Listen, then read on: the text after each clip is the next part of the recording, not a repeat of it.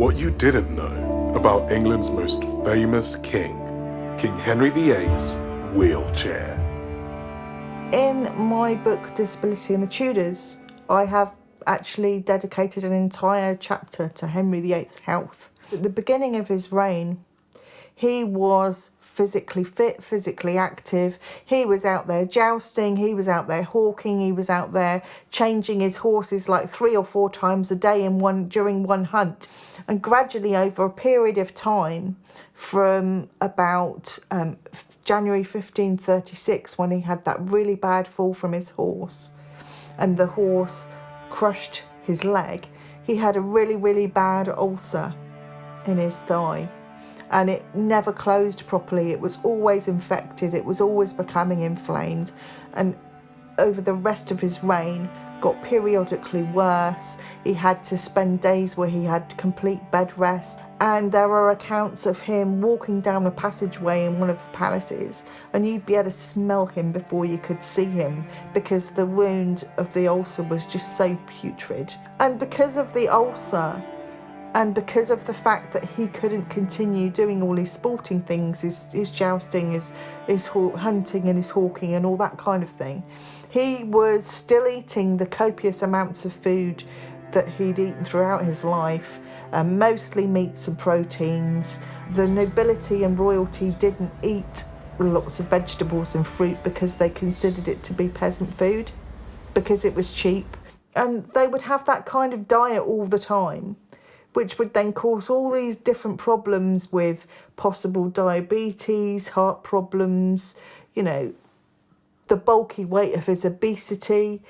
And then with the leg, he was just unable to carry all that extra weight around with the ulcer and everything, that he got to a point later on in life where, first of all, he owned several walking sticks so that he could lean on them as he was walking down a corridor, possibly being supported by one of his privy chamber staff.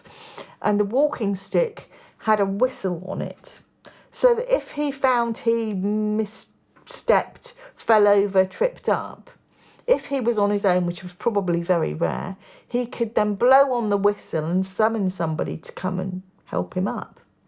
But the amazing thing about that point is that probably one servant on their own couldn't get him up.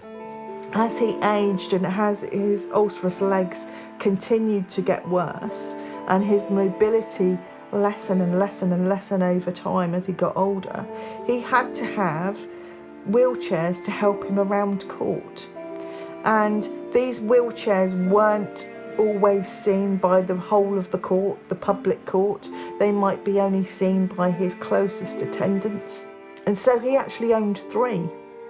And they were very cushioned with velvets and gold tassels. And the other fascinating thing about Henry is he also owned a stunner stairlift, which when I read it, I was absolutely in hysterics and I wanted to find out more. They devised a way of getting Henry up and down these steps in a wheel and pulley contraption, which was a bit like a stunner stairlift.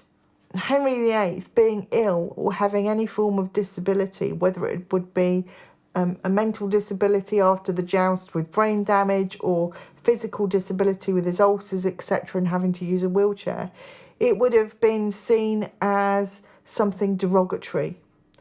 If you were infirm or frail or ill in any way, then it was interpreted as, then you haven't got the ability to rule a country. If you're not 100% in health, then how can you possibly rule a country and reign properly? And that was a way that disability was actually interpreted at the time, especially for somebody in a position of power. He was embarrassed at having to use a wheelchair and a walking stick, which is quite sad, really, because he should have seen it as a positive thing that these contraptions gave him the opportunity to still live his life and rule to the best of his ability. Follow all the King's Falls, click and subscribe, and stay tuned for our next episode.